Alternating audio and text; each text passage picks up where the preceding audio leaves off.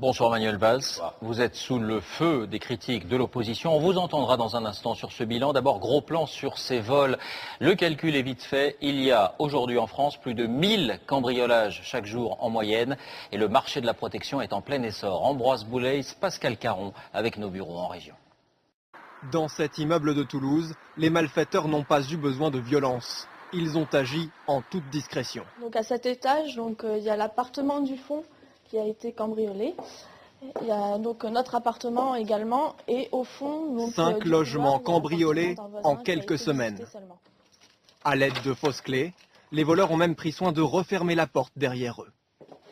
On ne se sent pas à l'aise, on se dit qu'on a beau avoir une porte fermée, ils arriveront toujours à l'ouvrir. S'ils ont envie de rentrer dans l'appartement, ils arriveront à l'ouvrir. Alors comment se protéger ? Les assureurs exigent des portes, des serrures de plus en plus solides. Mais à quel point peut-on s'y fier ? Réponse avec les tests en laboratoire d'un label qualité.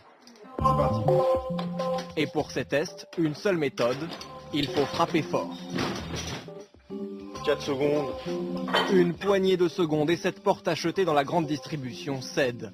Elle est pourtant présentée comme un modèle solide et résistant, avec une fermeture 5 points.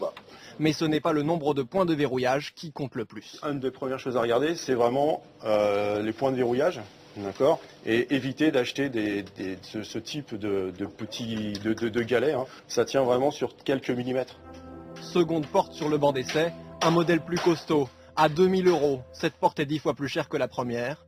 Elle va résister 6 minutes contre 4 secondes à la précédente. Globalement, un agresseur, au bout de 3 à 5 minutes, s'il n'arrive pas à pénétrer, il est dissuadé, il va partir.